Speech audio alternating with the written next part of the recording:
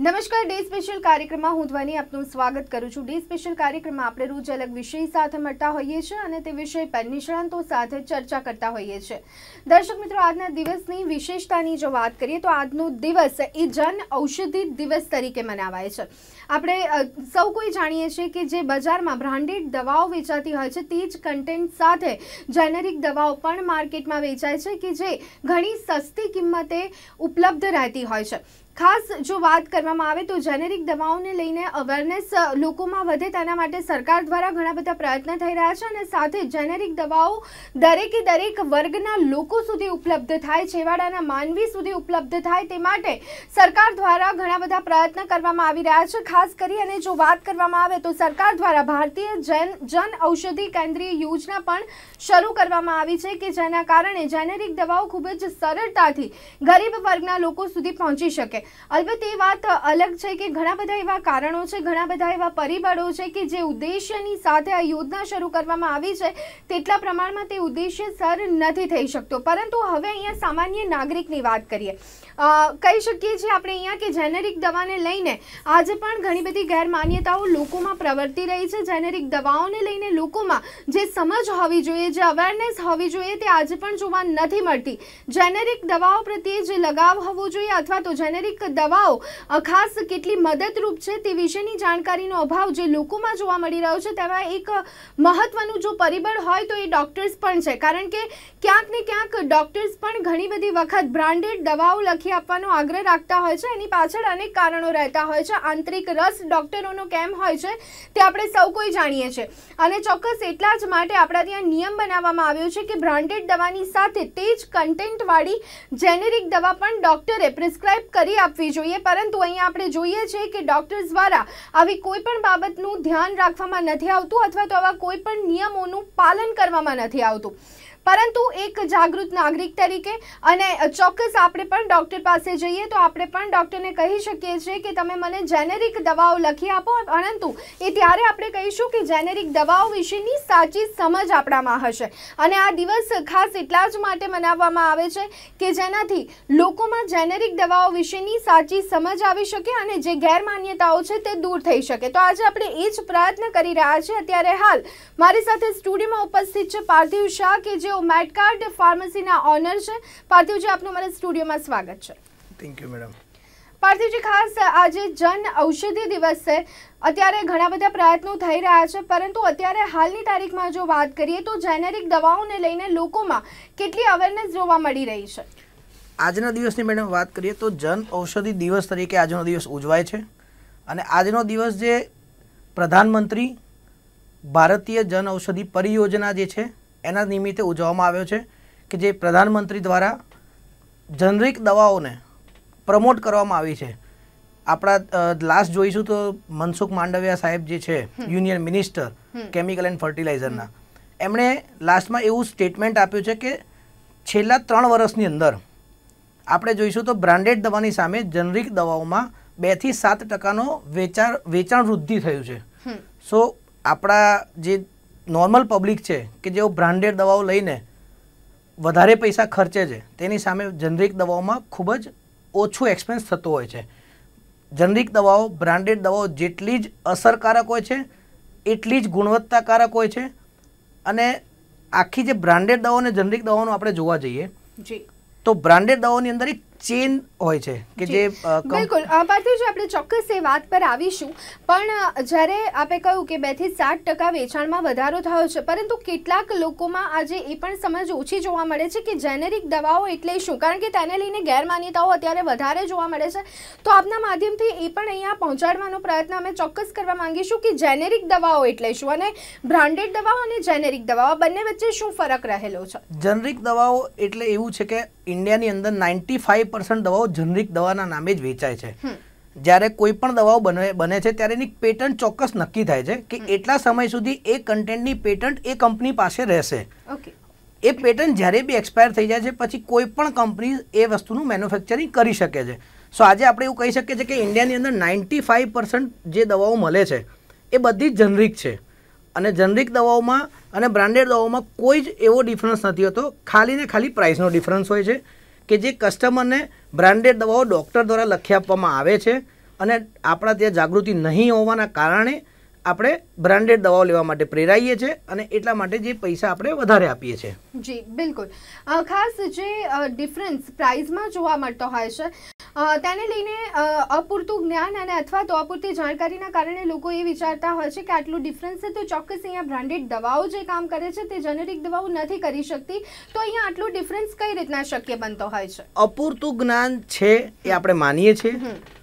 અત્યારે સરકાર દ્વારા બહુ સારા પ્રયત્નો થઈ રહ્યા છે કે આપણને આપણા જેટલી પણ ઓલ ઓવર ઇન્ડિયાની અંદર સરકાર દ્વારા 50,000થી પણ વધારે જનઔષધિ કેન્દ્ર 652 ડિસ્ટ્રિક્ટમાં ખોલવામાં આવ્યા છે કે આ અવેરનેસ જરૂરી છે.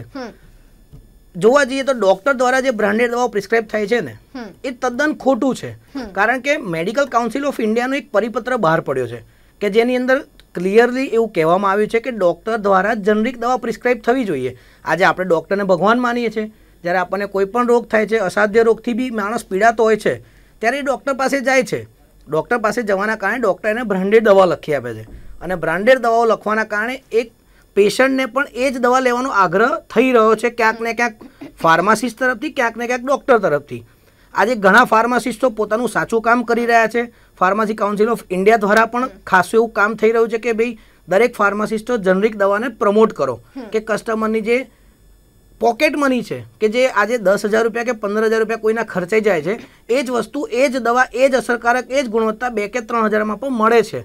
તો એ અસરકારકતા અને એ જાગૃતિ લાવવાના પ્રયત્નો થઈ રહ્યા છે. જી બિલકુલ. અહીંયા પાર્થિવજી બીજું એક કારણ એ પણ આપણે ગણી શકીએ કે જેનેરિક દવાઓમાં રિસર્ચ ઓછું થતું હોય છે અથવા તો જે રિસર્ચ કરેલા તત્વો છે તેનો જ ઉપયોગ કરવામાં આવતો હોય છે, એટલે અહીંયા રિસર્ચ અને ડેવલપમેન્ટનો જે ખર્ચ છે એ પણ અહીંયા બચી જતો હોય છે. રિસર્ચ એન્ડ ડેવલપમેન્ટનો ખર્ચ અહીંયા બચે છે મેડમ, એ તો દરેક જગ્યાએ બચે છે. એનું રીઝન એ છે કે જ્યારે કોઈ પણ કંપનીની પેટન્ટ મળે છે ત્યારે જ એને રિસર્ચ અને ડેવલપમેન્ટ કરવાનું હોય છે. વન્સ એ કમ્પ્લીટ થઈ જાય છે પેટન્ટ પછી કોઈ પણ બનાવી શકે છે, તો ત્યાં રિસર્ચ એન્ડ ડેવલપમેન્ટનો ક્વેશ્ચન નથી આવતો. પણ દરેક કંપનીના પ્રાઇઝિંગ અલગ અલગ હોય છે, કારણ કે કંપની પોતાના માર્કેટિંગ સ્ટ્રેટેજી વાઇઝ પ્રાઇઝિંગ રાખતી હોય છે. જી બિલકુલ. અને જેનેરિક દવાઓ માટે ખાસ માર્કેટિંગ ખર્ચ નથી થતો અને એ કઈ રીતના શક્ય બનતું હોય છે? જનરિક દવાઓ માટે જનરિક દવા જ્યારે બી મેન્યુફેક્ચરિંગ કરવામાં આવે છે, આજે સિપ્લા છે, એબોટ છે, ફાઇઝર છે, એલ્ડર છે, એવી નામચીન કંપનીઓ દ્વારા જનરિક દવાઓ બનાવવામાં આવે છે. હવે એ દરેક દવા જ્યારે બને છે તો એ દવા મેન્યુફેક્ચરિંગથી સીધી જ ડિસ્ટ્રીબ્યુટર જોડે આવે છે અને ડિસ્ટ્રીબ્યુટરથી સીધી રિટેલર જોડે આવે છે. તો એની વચ્ચે કોઈ ચેન પાસ આઉટ ના થવાની હોવાના કારણે એ ડાયરેક્ટ રિટેલરને સસ્તી પડે છે, વત્તા એનું માર્કેટિંગ નથી થતું અને ડૉક્ટર દ્વારા પ્રિસ્ક્રાઇબ કરવાનો આગ્રહ રાખવામાં નથી આવતો. તો એના કારણે જનરિક દવાઓ સસ્તી પડતી હોય છે. જી બિલકુલ. પાર્થિવજી, અહીંયા આપની પાસેથી ચોક્કસ એ પણ જાણવાનો પ્રયત્ન કરીશું કે ઘણી બધી વખત દવાઓમાં ભેળસેળ અથવા તો દવાઓ સરકારી હોસ્પિટલમાં ખાસ જો વાત કરીએ તો અથવા તો અનેક એવા કેન્દ્રો છે કે જેની પર ખરેખર દવા પહોંચાડવી જોઈએ પરંતુ ખોટી રીતે તે જથ્થો બીજી જ જગ્યાએ પહોંચી જતો હોય છે. આ તમામ બાબતો સાથે આપ કેટલા સંમત થઈ રહ્યા છો? એ જાણવાનું આપણા તરફથી તો થોડુંક અઘરું છે, પરંતુ એવું ઘણી બધી વાર ન્યૂઝમાં આવેલું છે. અત્યારે સરકાર દ્વારા મેં જે વાંચ્યું છે, મેં જે સ્ટડી કર્યું છે એ પ્રમાણે જે પ્રયત્નો થઈ રહ્યા છે કે જનઔષધિના કેન્દ્રો માટે લોકોએ સેન્ટ્રલ વેરહાઉસની પ્રક્રિયા ચાલુ કરી છે કે નજીકના સમયમાં દિલ્હી છે, ગુવાહાટી છે, ચેન્નાઈ છે અને બેંગ્લોર છે કે જે મોટા મોટા સ્ટેટ છે કે જેની અંદર તે લોકો દ્વારા સેન્ટ્રલ વેરહાઉસ બનાવવામાં આવશે અને સેન્ટ્રલ વેરહાઉસ દ્વારા જે 50,000થી પણ વધારે એ લોકોનું જે ટાર્ગેટ છે કે જનઔષધિ કેન્દ્ર ખુલે ત્યાં દવા નિયમિત રૂપે પહોંચાડી શકાય તેવી પ્રક્રિયા હાથ ધરવામાં આવશે. જી. ગુજરાતમાં ખાસ જનઔષધિ કેન્દ્રની જો વાત કરી લઈએ તો સમયસર શું જથ્થો પહોંચતો હોય છે દવાઓનો? કારણ કે ઘણા બધા જનઔષધિ કેન્દ્રો તો છે પરંતુ તેમાં રાબેતા મુજબ કોઈ જનઔષધિ કેન્દ્રો ચાલતા હોય તો એની સંખ્યા 20થી 25% જેટલી જ છે, એટલે આ ઘણો ઓછો આંક કહી શકાય. મહત્વની બાબત એ છે કે આપણે એક તરફ એમ કહી રહ્યા છીએ કે ગરીબોને સરસ રીતે દવા મળી શકે, સસ્તા ભાવે મળી શકે અને બીજી તરફ વાસ્તવિકતા કંઈક અલગ જ કહી રહી છે. એવું ચોક્કસપણે આપણે કહી શકીશું કે ગુજરાતમાં જે જનઔષધિ કેન્દ્રો છે તેમાં અત્યારે દવાઓ નિયમિત રૂપે બધી જ દવાઓ નથી મળતી, પણ જે ક્રોનિક ડિસીઝ છે, બીપી છે, ડાયાબિટીસ છે, કોલેસ્ટ્રોલ છે, એ બધા જે ક્રોનિક ડિસીઝ જે કહેવામાં આવે છે તેની દવાઓ મળતી હોય છે. ઘણીવાર સપ્લાય ચેનના અભાવે પણ એવું પોસિબલ થતું હોય છે કે જે દવાઓ નિયમિત રૂપે નથી મળતી અને એના કારણે જાગૃત કસ્ટમર જે હોય છે એ બ્રાન્ડેડ દવા લેવા પ્રેરાય છે અને એકવાર બ્રાન્ડેડ દવા લીધા પછી પાછું જનરિક દવા પર મૂવ થતું નથી. તો આપણે એવું પણ કરી શકીએ છીએ કે જે જનરિક દવા માટેની કસ્ટમરમાં જે જાગૃતતા લાવવાની છે, જાગૃતતા લાવવા માટેના પ્રયત્નો ખૂબ સારા ધોરણે હાથ ધરવા જોઈએ. વત્તા ગવર્મેન્ટ હોસ્પિટલોમાં એક પરિપત્ર બહાર પાડવામાં આવ્યો છે કે ગવર્મેન્ટ ડૉક્ટરોએ જનરિક દવા જ લખવાની છે અને જે પણ ગવર્મેન્ટના એમ્પ્લોઈઝ છે એમને જનરિક દવા જ લેવાની છે. જો એ લોકો દ્વારા જનરિક દવા લેવામાં નહીં આવે તો એમના જે બિલની પ્રોસેસ છે પાસ થવાની એ પણ આગળ પ્રોસેસ નહીં થાય. અને જો એમણે બ્રાન્ડેડ દવા લીધી છે તો બ્રાન્ડેડ દવા કેમ લીધી છે, કે પેટન્ટના કારણે લીધી છે કે કોઈ બી રીઝન તેમણે બ્રાન્ડેડ દવા લીધી છે, તો એનું રીઝન પણ જણાવવું જરૂરી બને છે. તો એ જાગૃતતા બી બહુ સરસ છે. આજે એક નિયમ છે, શું માત્ર સરકારી દવાખાનાઓ માટે જ કામ કરે છે? અહીંયા ખાનગી દવાખાનાઓના ડોક્ટર્સ માટે આવો કોઈ જ નિયમ રાખવામાં નથી આવ્યો. મેડિકલ કાઉન્સિલ ઓફ ઇન્ડિયા તો ઓલ ઓવર ઇન્ડિયા માટે છે, કોઈ ત્યાં સરકારી કે ખાનગી એવું હોતું નથી. પણ દરેક હજી બી કેવું છે કે કાયદાનું ઉલ્લંઘન થતું હોય છે. આજે જો આપણે જોવા જઈએ તો દરેક ડૉક્ટરે લખવું જોઈએ. અમદાવાદની અંદર હું છું તો અમદાવાદની અંદર ઘણા નામચીન ડૉક્ટરો જે દવાઓ છે એ જનરિક નામે જ લખે છે, કે એના અંદર જે કન્ટેન્ટ વપરાય છે એના નામે જ લખે છે. ઘણીવાર અમે એવું પણ જોયું છે કે કસ્ટમર આવે છે, કસ્ટમર જનરિક દવા લઈને જાય છે અને જ્યારે ડૉક્ટર જોડે જનરિક દવા લઈને પહોંચે છે ત્યારે ડૉક્ટર દ્વારા એવો જવાબ આપવામાં આવે છે કે આ દવા તો નહીં ચાલે, મેં લખી છે એ જ દવા લેવી જોઈએ. આપણે જે દવા લેવાની છે એ ચોઈસ આપણી છે. આજે ફાર્માસિસ્ટ તરીકે ફાર્માસિસ્ટો પોતાનું કામ કરે છે, ડૉક્ટરનું કામ ડૉક્ટરે નિદાન કરવાનું છે, તો ડૉક્ટરે એ વર્ક કરવું જોઈએ, નહીં કે કોઈ કસ્ટમરને આપણે ફોર્સફુલી એવું કહેવું જોઈએ કે તમારે આ જ લેવું જોઈશે. સો એ જાગૃતતાના કારણે પણ એક પ્રોબ્લેમ આવે છે કે આપણે ડૉક્ટરને ભગવાન માનીએ છીએ અને ડૉક્ટર કહે છે એ જ સાચું હોય છે. જી બિલકુલ. તો પાર્થિવજી, અહીંયા ભલે ગમે તેટલા પ્રયત્ન કરવામાં આવે, મારું માનવું છે કે સરકાર દ્વારા ભલે ગમે તેટલા પ્રયત્ન કરવામાં આવે જેનેરિક દવાઓને લઈને લોકોમાં જાગૃતતા વિશેના, પરંતુ આ જે આખી એક ચેઇન છે બ્રાન્ડેડ દવાઓ માટે જે ડૉક્ટર સાથે સંકળાયેલી છે એને જો તોડવાનો પ્રયત્ન નહીં કરવામાં આવે તો જેનેરિક દવાઓ માટેની જે અવેરનેસ છે એ લોકોમાં વધવું કદાચ થોડું મુશ્કેલ બની રહેશે. બ્રાન્ડેડ દવાઓની ચેન તોડવા માટેના જે પ્રયત્નો છે એ તો સરકાર દ્વારા જ થઈ શકે છે. જાગૃતતા પણ સરકાર દ્વારા જ લાવી શકાય છે. આજે ઘણા બધા ખાનગી ધોરણે ગુજરાત નહીં પણ ઇન્ડિયા લેવલે ચાલુ થઈ ગયું છે કે જનરિક દવાઓ પ્રમોટ કરે છે. બહુ જ સારી વસ્તુ છે. આજે દરેકના ખિસ્સાને પરવડે તે રીતે જનરિક દવાઓ મળતી જ હોય છે. આજે અમે એવી રીતે વાત કરી કે એક અટ્રોસ્ટેટિન કન્ટેન્ટ આવે છે, એ કન્ટેન્ટની જે પેટર્ન છે વર્ષો પહેલાં એક્સપાયર થઈ ગઈ છે. તો આજે એ જ વસ્તુ કોઈ કંપની 8 રૂપિયા પ્રતિ ગોળી વેચે છે, કોઈ કંપની 12 રૂપિયા પ્રતિ ગોળી વેચે છે અને સારામાં સારી ઇન્ડિયાની ટોપ 10 મેન્યુફેક્ચરિંગમાંથી બીજા નંબરની મેન્યુફેક્ચરિંગ કંપની દ્વારા એ દવા બનાવવામાં આવે છે જે 1.5 રૂપિયામાં કસ્ટમરને મળે છે. સો તમે ડિફરન્સ જોશો તો 15 રૂપિયામાં આખી સ્ટ્રીપ કસ્ટમરને મળે છે. એની સામે બ્રાન્ડેડ દવા એ જ કંપની કદાચ બનાવતી હોય છે, એવું પણ અમે લોકોએ જોયેલું છે, અને એની ઉપર MRP હોય છે 180 રૂપિયા. સો 15 રૂપિયાની સ્ટ્રીપ અને 18 રૂપિયાની ગોળી વર્સિસ ડિફરન્સ કેટલું બધો છે કે જે કસ્ટમરને કેવી રીતે પોસાય, અને એ કસ્ટમરને નોલેજ જ નથી હોતું. અને એક ડૉક્ટર જોડે જાય છે ત્યારે ડૉક્ટરને બ્રાન્ડ નેમ લખી આપે છે. ડૉક્ટરે ખરેખર બ્રાન્ડ નેમ ના લખવું જોઈએ, ખરેખર કન્ટેન્ટ લખવું જોઈએ. જો કન્ટેન્ટ લખાશે તો 100% જાગૃતતા આવશે અને 100% કસ્ટમર જનરિક દવાઓ તરફ પ્રેરાશે જ. જી બિલકુલ. પણ પાર્થિવજી, અહીંયા બીજી એક મહત્વની બાબત કે જેનેરિક દવાઓ માટે છેલ્લા કહી શકાય કે 2-3 વર્ષથી વધારે પ્રયત્ન થઈ રહ્યા છે. ઇનફેક્ટ જે દિશામાં કામ થઈ રહ્યું છે તે બિલકુલ યોગ્ય થઈ રહ્યું છે, પરંતુ ક્યાંક નથી લાગતું કે આની શરૂઆત ઘણી વહેલી થવી જોઈતી હતી? 100% સાચી વાત છે. આની શરૂઆત બહુ જ વર્ષો પહેલાં થવી જોઈતી હતી, પણ જ્યારથી નરેન્દ્રભાઈ મોદી દ્વારા આપણા પ્રધાનમંત્રી કે એમના દ્વારા જે વર્ક ઉપાડવામાં આવ્યું છે કે દરેકને પોસાય તેવી જનરિક દવાઓ મળવી જોઈએ, દરેક કેન્દ્રોમાં મળવી જોઈએ, અને એ જે એમની વર્ક કરવાની આખી જે સ્ટાઇલ છે એના કારણે થઈને આજે જાગૃતતા વધી છે અને ધીમે ધીમે આ જાગૃતતા હજી પણ વધે છે. અમે લોકોએ તો કસ્ટમરોમાં જોયું પણ છે કે જે જનઔષધિ કેન્દ્રોના કારણે ઘણા કસ્ટમર એવા પણ આવે છે કે આ જનઔષધિમાં નથી મળતી તો આ તમે આપશો, તો અમે એ લોકોને સજેસ્ટ બી કરીએ છીએ. અને જનઔષધિઓ દ્વારા અફોર્ડેબલ પ્રાઇસમાં ક્વોલિટી મેડિસિન્સ આપવામાં આવે છે, એ હું ચોક્કસપણે કહી શકું છું. જી બિલકુલ. ખાસ અહીંયા આપની પાસેથી એ જાણવું છે કે જેનેરિક દવાઓ શું દરેક રોગો, દરેક બીમારીઓ અથવા તો સ્વાસ્થ્યની અલગ અલગ તકલીફો માટે કામ કરતી હોય છે?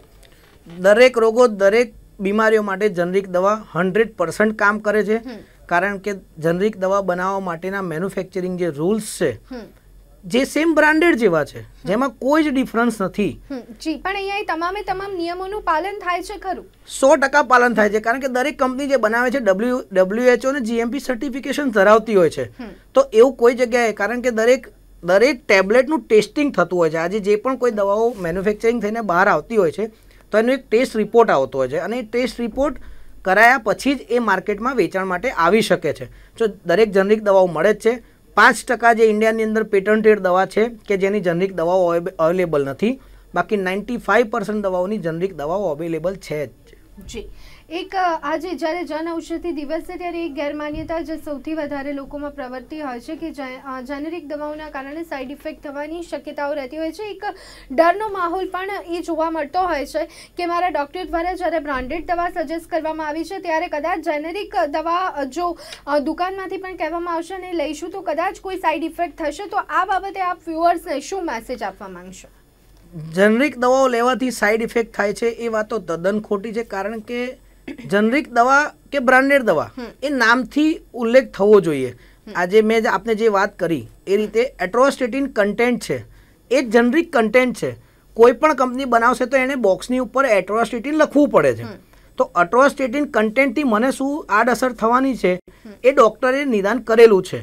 પછી હું બ્રાન્ડ કોઈ બી લઉં. આજે ફોરેનમાં તમે જોશો તો ફોરેનમાં દરેક ડૉક્ટર દ્વારા નિદાન કરવામાં આવે છે અને પ્રિસ્ક્રિપ્શનની અંદર કન્ટેન્ટ લખવામાં આવે છે કે એટ્રોસ્ટેટિન 10 mg 20 mg કે રોઝુઆસ્ટેટિન 10 mg 20 mg. તો ડૉક્ટર દ્વારા કન્ટેન્ટ લખીને પેશન્ટની ઉપર એ વસ્તુ છોડવામાં આવે છે કે પેશન્ટ હેઝ ટુ રાઇટ કે કઈ દવા એને લેવી જોઈએ, કઈ બ્રાન્ડની લેવી જોઈએ. અને ઇન્ડિયાની અંદર હવે હું એવું ચોક્કસપણે કહી શકીશ કે છેલ્લા 3-4 વર્ષથી જે હેલ્થ સેક્ટરમાં જાગૃતતા આવી છે તે પ્રમાણે કોઈ પણ જાતની ખોટી રીતની બનાવટની મેડિસિન્સ મળતી નથી. મારો દરેકને એક અનુરોધ છે કે આપ જ્યારે પણ કોઈ સ્ટોર ઉપર જાઓ છો ત્યારે એટલું ચેક કરો કે તમારું જે કન્ટેન્ટ છે એ કન્ટેન્ટ સામેની જનરિક દવાના કન્ટેન્ટ સાથે મેચ થાય છે. એનાથી વધારે બીજું કંઈ જ નથી. બ્રાન્ડેડ દવાઓ લેવાનો આગ્રહ ના રાખવો જોઈએ કે જેના કારણે તમારા જ ખિસ્સાના પૈસા વધારે જઈ રહ્યા છે. જી બિલકુલ.